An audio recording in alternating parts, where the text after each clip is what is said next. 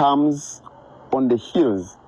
Did you know that someone can control how you appreciate things, your perspective, and how you look at certain things? Have you come across influencers, especially online, who are talking about the I Choose Peace campaign? Have you paused to ask yourself what their intention is? Have you paused to ask yourself who the sponsor of this campaign is? But have you also noticed that this campaign comes on the heels of massive violation of human rights by the security forces? Have you listened to it, but also listened to what is coming from the security forces?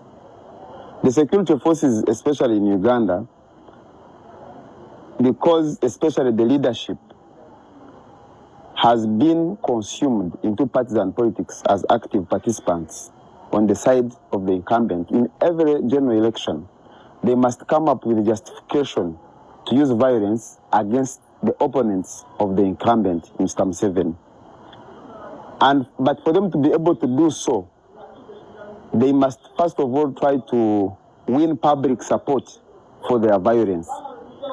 And that can only be achieved by projecting the opponents as violent or as people that are trying to disrupt peace. It has not started today.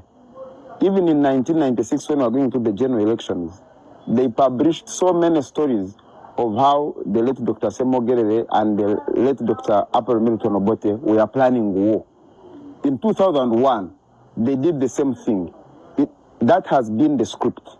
Now, in every election cycle, so they will get people who have the capacity to influence public opinion, influencers, and push campaigns like the one you see online called the I Choose Peace campaign. And the intention is to win public support for the violation of human rights, for the mistreatment of opponents, and for the unfair and unjust conduct of the security forces.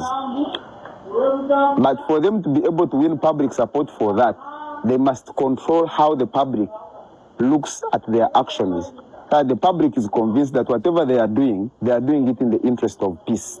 And therefore, it's important that the people of Uganda see that campaign for what it is, as part of the grand scheme to manipulate the population, that the population does not question the violation of human rights, does not question the unfair, unjust, and unconstitutional behavior of our security forces, especially the leadership of the security forces.